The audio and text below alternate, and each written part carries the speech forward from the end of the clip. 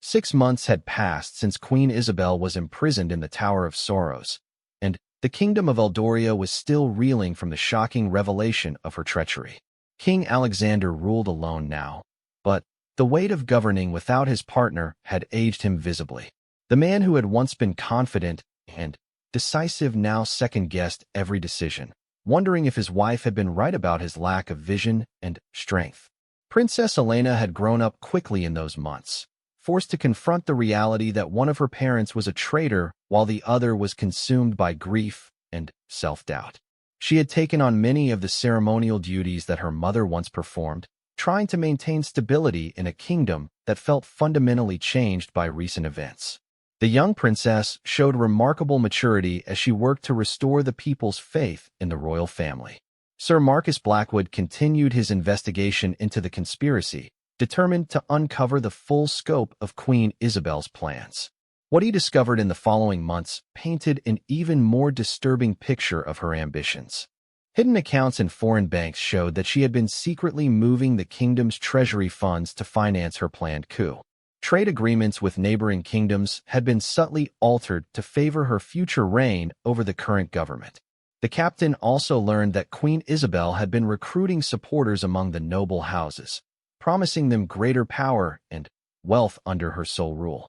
Several prominent lords and ladies had been quietly pledging their loyalty to her cause, believing that she offered them a better future than the current system of shared royal power. These discoveries meant that even after her arrest, pockets of support for her ideology remained throughout the kingdom. Most shocking of all was the revelation that Queen Isabel had been planning to arrange the death of her own husband within a year of seizing power.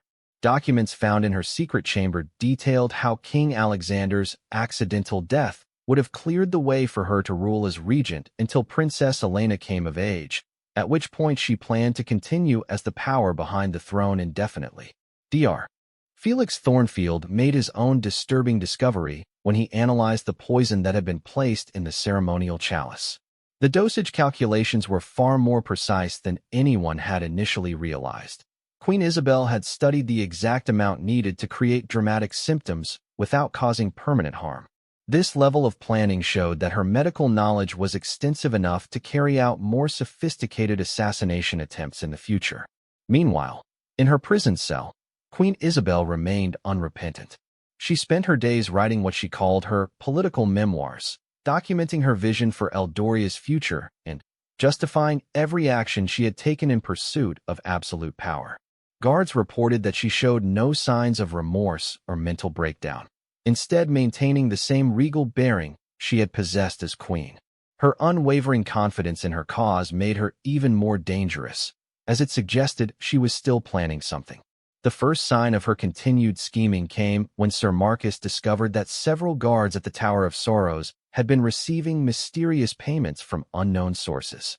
When confronted, these guards admitted that they had been passing messages between Queen Isabel and her remaining supporters outside the prison. The network of conspiracy that Sir Marcus thought he had dismantled was still very much alive and active. King Alexander faced the terrible realization that his wife's imprisonment had not ended the threat she posed to his kingdom. Her supporters were still working to free her and implement her vision of absolute rule. Intelligence reports suggested that several foreign kingdoms were prepared to invade Eldoria if Queen Isabel was restored to power, having been promised favorable terms in exchange for their military support. Princess Elena proved herself more politically astute than anyone had expected when she uncovered additional evidence of her mother's treachery. While sorting through family documents, she found coded letters that revealed Queen Isabel had been planning to arrange Elena's own marriage to a foreign prince who would have been completely under her mother's control. This discovery helped Elena understand that she had been viewed not as a beloved daughter, but as another piece in her mother's political game. The breaking point came when Sir Marcus received intelligence that Queen Isabel's supporters were planning a coordinated attack on 3 different locations: the Royal Palace, the Treasury Building, and the Tower of Sorrows itself.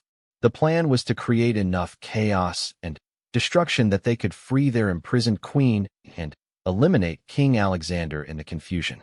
The attack was scheduled for the anniversary of the original poisoning attempt, exactly 1 year after Queen Isabel's downfall. King Alexander was forced to make another impossible decision about his wife.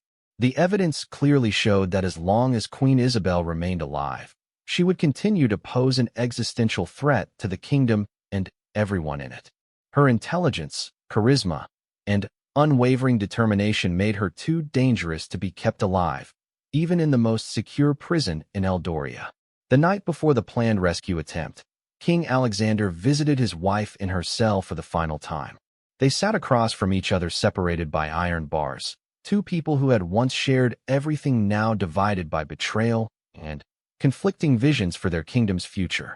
"I loved you, Isabel," he said quietly. "I still love the woman I thought you were." Queen Isabel looked at her husband without hatred or regret. "I know you did, Alexander. And I loved you too in my own way. But love was never enough to overcome the fundamental differences in how we saw our duty to Eldoria. You wanted to be loved by the people. I wanted to make them strong. History will decide which of us was right." King Alexander had arrived at his decision with great reluctance. But he knew that the safety of his kingdom had to take priority over his personal feelings. "The sentence is death, to be carried out at dawn," he announced formally. "May God have mercy on your soul, Isabel, because I fear history will not." Queen Isabel received the news of her execution with the same composure she had shown throughout her imprisonment. "I regret nothing, Alexander. If I had succeeded, Eldoria would have become the greatest kingdom in the known world. Instead, it will remain a pleasant little realm ruled by pleasant little people with pleasant little dreams." Her final words carried no fear, only disappointment that her grand vision would never be realized. As dawn broke over Ravenshollow Castle, Queen Isabel Montclair was executed for high treason in the castle courtyard. She faced her death with the same dignity and strength she had shown throughout her life, maintaining her belief that she had been fighting for a noble cause even as she paid the ultimate price for her betrayal. The execution of Queen Isabel marked the end of the most serious threat Eldoria had ever faced from within its own royal family. Sir Marcus successfully captured the conspirators who had planned to free her, and the foreign kingdoms that had promised to support her coup quickly withdrew their offers of assistance once she was no longer alive to fulfill her end of their agreements.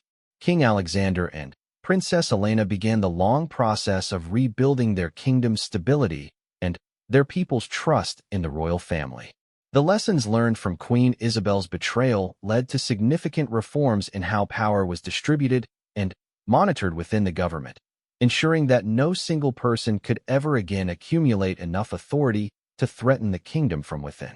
Princess Elena eventually took her place as heir to the throne, having proven herself worthy of leadership through her actions during the crisis. She had learned valuable lessons about the corrupting influence of absolute power and the importance of maintaining accountability even among those closest to the throne. The kingdom of Eldoria survived its greatest internal threat, but the scars left by Queen Isabel's betrayal would remain for generations. Her name became synonymous with the dangers of unchecked ambition and the terrible price paid when personal desires overcome duty to one's people and family.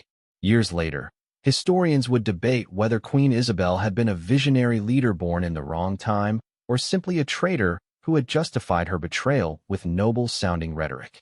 What remained undisputed was that her actions had forever changed the kingdom of Eldoria and served as a warning about the price of placing personal ambition above loyalty, love, and the greater good of the realm.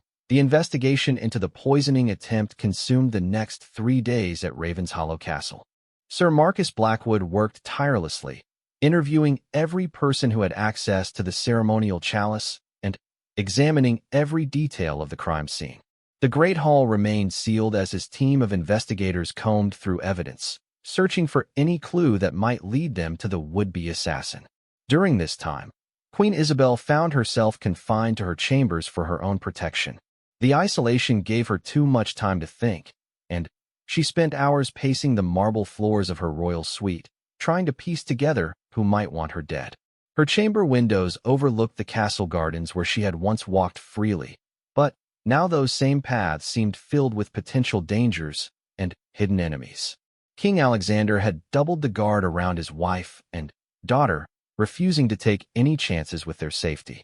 The normally vibrant castle had become a fortress of suspicion, where every servant was viewed with distrust, and every shadow could hide a potential threat. The king himself had barely slept since the incident, his mind constantly working to understand how someone had breached their security so completely. On the third day, Sir Marcus made a breakthrough that would change everything. Hidden in the wine cellar beneath the castle, he discovered a secret room that had been unknown to the royal family. Inside this hidden chamber, he found evidence of a conspiracy far more complex and shocking than anyone had imagined. The room contained detailed plans of the castle, maps marking security weaknesses, and, most disturbing of all, personal letters that revealed the true scope of the plot against the royal family. The letters were written in Queen Isabel's own handwriting. Sir Marcus read the documents with growing horror, his hands trembling as he realized the implications of what he had discovered. The letters detailed a plan to fake an assassination attempt against herself in order to gain sympathy and support from the people of Eldoria. According to these documents, Queen Isabel had been secretly planning to overthrow her own husband and seize complete control of the kingdom. The captain of the guard felt his world crumbling as he read letter after letter describing how Queen Isabel had grown tired of sharing power with King Alexander. The documents outlined her belief that she could rule Eldoria more effectively alone, without the constraints of having to consult with her husband on matters of state. The fake poisoning was supposed to be the first step in a larger plan to eliminate King Alexander and claim sole rulership of the realm. Even more shocking was the revelation that Queen Isabel had been secretly communicating with enemy kingdoms, promising them favorable trade agreements and territorial concessions in exchange for their support in her coup. The letters showed that she had been planning this betrayal for over 2 years, carefully positioning herself to take advantage of the kingdom's trust in her character and reputation. Sir Marcus discovered that the poison in the chalice had been a carefully measured dose designed to make her appear sick, but not actually kill her. The plan was for her to recover dramatically while blaming foreign assassins for the attempt on her life. This would have rallied the people behind her while giving her justification to take emergency powers and sideline King Alexander permanently. The evidence was overwhelming and undeniable. Sir Marcus found detailed schedules showing how Queen Isabel had personally accessed the wine cellar on the night before the ceremony. He discovered receipts for the purchase of the exact poisons that Dr. Thornfield had reported missing. Most damning of all, he found a diary written entirely in the Queen's hand, describing her growing resentment toward her husband and her determination to rule Eldoria alone. With a heavy heart, Sir Marcus gathered his most trusted guards and made his way to Queen Isabel's chambers. The woman he had sworn to protect had become the very threat he was duty-bound to stop. As he climbed the stone stairs leading to the royal quarters, he reflected on the 20 years he had served her faithfully, never suspecting that beneath her gracious exterior lay such treacherous ambitions. Queen Isabel was standing at her window when Sir Marcus entered her chamber, flanked by 6 armed guards. She turned to face him with the same regal bearing she had always possessed, but now he could see something different in her eyes, a calculating coldness that he had somehow missed during all those years of service. "Your Majesty," Sir Marcus began, his voice heavy with the weight of duty and disappointment. "I arrest you in the name of King Alexander and the Kingdom of Eldoria for high treason, conspiracy against the crown, and the attempted murder of yourself for the purpose of gaining unlawful power." The formal words felt like stones in his throat as he spoke them to the woman he had once respected above all others. Queen Isabel did not deny the charges. Instead, she laughed, a sound that was both bitter and defiant. "You always were too loyal for your own good, Marcus," she said, using his first name for the first time in 20 years. "Did you really think I would be content to live in Alexander's shadow forever? I have twice his intelligence and 10 times his vision for this kingdom." The guards moved forward with heavy chains, specially forged for restraining members of the royal family in the event of treason. As the cold metal closed around her wrists, Queen Isabel maintained her composure, refusing to show any sign of fear or regret. "You may have stopped this particular plan," she told Sir Marcus, "but you cannot stop the future. Eldoria needs a strong ruler, not a committee of 2.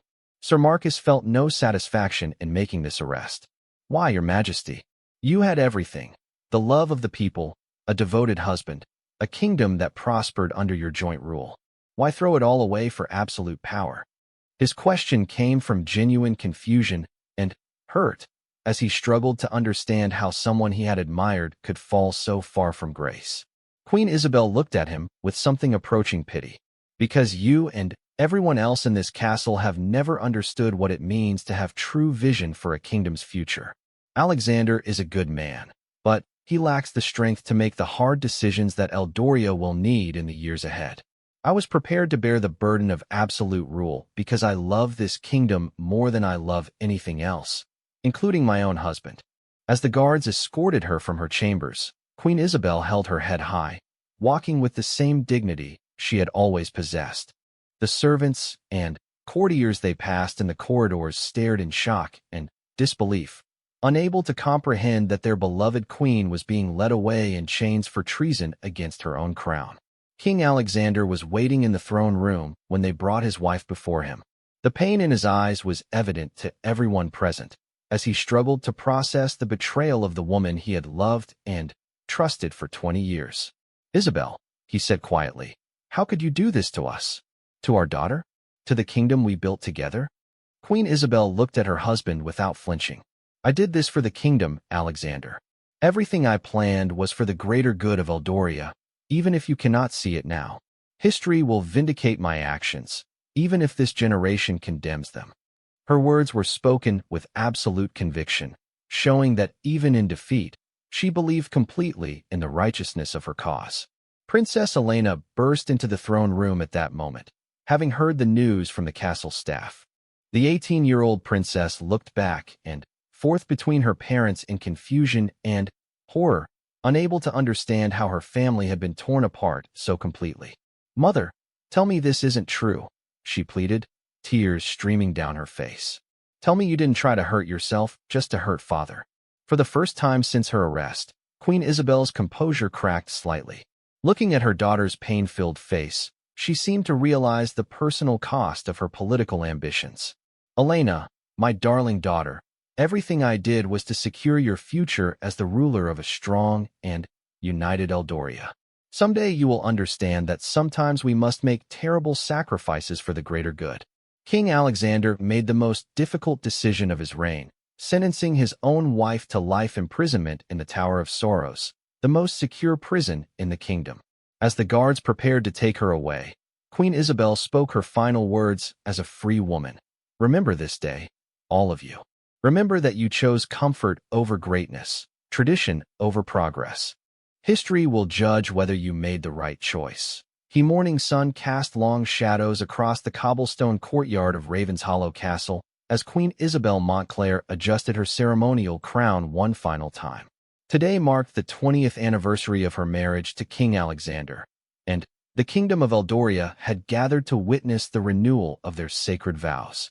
The ancient castle, with its towering spires and ivy-covered walls, had never looked more magnificent than it did this crisp autumn morning. Queen Isabel, a woman of 45 with striking silver hair and piercing blue eyes, had always commanded respect through her grace and wisdom. She had ruled alongside her husband for 2 decades, earning the love of their people through countless charitable works and fair governance. Her reputation was spotless, her loyalty to the crown unwavering, and her dedication to Eldoria legendary among the noble houses. The great hall buzzed with excitement as hundreds of distinguished guests took their seats. Foreign ambassadors, wealthy merchants, and noble families from across the realm had traveled for weeks to attend this momentous celebration. The hall itself was a marvel of medieval architecture, with its vaulted ceilings decorated with golden banners bearing the royal crest of Eldoria, a majestic eagle soaring above 3 mountain peaks. Sir Marcus Blackwood, the captain of the Royal Guard, stood at attention near the main entrance. His weathered face showed years of faithful service, and his sharp brown eyes constantly scanned the crowd for any sign of trouble. At 52, Marcus had protected 3 generations of the royal family, and his reputation for vigilance was unmatched throughout the kingdom. He wore his ceremonial armor polished to perfection, the silver metal reflecting the morning light streaming through the stained glass windows. As the ceremony began, Archbishop Thomas Whitmore stepped forward to officiate. The elderly clergyman, with his long white beard and kind eyes, had served the royal family for over 30 years. His voice echoed through the hall as he began the traditional words that would renew the sacred bond between King Alexander and Queen Isabel. The king, a tall man with graying temples and a strong jawline, stood proudly beside his wife, their hands clasped together in a symbol of their enduring love. The first sign of trouble came when young Princess Elena, the royal couple's 18-year-old daughter, noticed something unusual about the ceremonial chalice. The golden cup, passed down through generations of Eldorian royalty, seemed to shimmer differently in the light. Elena, with her mother's intelligence and her father's keen observation skills, had always been taught to notice details that others might miss. Her emerald green dress rustled softly as she leaned forward to get a better look. Meanwhile, in the castle's lower chambers, Master Felix Thornfield was making a discovery that would change everything. The royal physician, a man of 60 with gentle hands and an analytical mind, had been preparing special herbs for the ceremonial blessing when he noticed something terrifying in his laboratory. Several vials of rare poisons were missing from his locked cabinet, and the lock showed clear signs of tampering. His heart raced as he realized the implications of this discovery. Dr. Thornfield rushed toward the great hall, his long robes billowing behind him as he navigated the stone corridors. The sound of his footsteps echoed off the ancient walls as he pushed past surprised servants and courtiers. His medical training had taught him to recognize the signs of various toxins, and he knew that if someone had stolen those particular poisons, they intended to use them for something truly evil. Back in the ceremony, Queen Isabel raised the chalice to her lips as tradition demanded. The liquid inside was supposed to be blessed wine from the castle's oldest vintage, a symbol of the sweetness and longevity of their marriage. As she tilted the cup, she noticed a strange smell that seemed out of place. Her years of experience in royal protocols had taught her to trust her instincts, and something felt wrong about this moment. Archbishop Whitmore continued his blessing, unaware of the drama unfolding around him. The crowd watched in rapt attention as their beloved queen prepared to complete the ceremonial drink. King Alexander smiled warmly at his wife, his eyes filled with the same love and admiration he had felt for her 20 years ago. The royal musicians played softly in the background, their melodic notes adding to the sacred atmosphere of the moment. Just as Queen Isabel was about to drink from the chalice, Dr. Thornfield burst through the great hall doors. His face was pale with terror, and he was shouting warnings that sent shockwaves through the assembled crowd. "Stop! Your Majesty, do not drink. The chalice has been poisoned." His voice carried across the hall with desperate urgency, causing gasps of horror and confusion among the guests. The golden chalice slipped from Queen Isabel's hands and crashed to the marble floor with a thunderous clang. The blessed wine spread across the white stone like blood, staining the ancient symbols carved into the castle floor. The queen stepped back in shock, her face turning pale as she realized how close she had come to consuming whatever deadly substance had been placed in the ceremonial cup. Sir Marcus immediately sprang into action, his military training taking over as he barked orders to his guards. "Secure the hall. No one enters or leaves until we determine what happened here." His voice commanded instant obedience, and within seconds, armed guards had positioned themselves at every door and window. The celebration had turned into a crime scene in the span of a heartbeat. King Alexander moved protectively toward his wife, his face a mask of fury and concern. 20 years of marriage had taught him to read Isabel's expressions, and he could see the fear and confusion in her eyes. "Who would dare attempt such a thing?" he demanded, his royal authority evident in every word. The very idea that someone would try to poison his beloved wife during their anniversary ceremony filled him with rage beyond measure. The crowd erupted into chaos as nobles and dignitaries realized they were witnessing an attempted assassination. Some guests tried to flee, only to be stopped by the vigilant royal guards. Others pressed forward, trying to get a better look at the spilled wine and broken chalice. The peaceful celebration had become a nightmare of suspicion and terror with everyone wondering who among them could be responsible for such a heinous crime. Dr. Thornfield approached the spilled wine carefully, his trained nose detecting the telltale signs of the missing poison. "This is nightshade extract mixed with bloodroot powder," he announced grimly. A single sip would have been fatal within minutes. The severity of his words sent another wave of horror through the assembled crowd, as they realized their queen had been moments away from death. As Sir Marcus began his investigation, questioning servants and examining the evidence, a disturbing pattern began to emerge. Someone with intimate knowledge of the castle's layout and royal protocols had orchestrated this attack. The poisoner had to be someone trusted enough to access the ceremonial chalice and skilled enough to tamper with it without detection. This realization meant that the threat came from within their own trusted circle. Queen Isabel stood in stunned silence, her mind racing as she tried to understand who could want her dead and why. She had dedicated her life to serving Eldoria and its people, making enemies only of those who opposed justice and fairness. As she looked around the great hall at the faces of people she had considered friends and allies, she wondered which one of them had betrayed her trust in the most ultimate way possible. The investigation was just beginning, but already the foundations of trust within Ravenshollow Castle had been shaken to their core. Someone among them was a traitor, and until they were found, no one in the royal family would be safe from further attacks.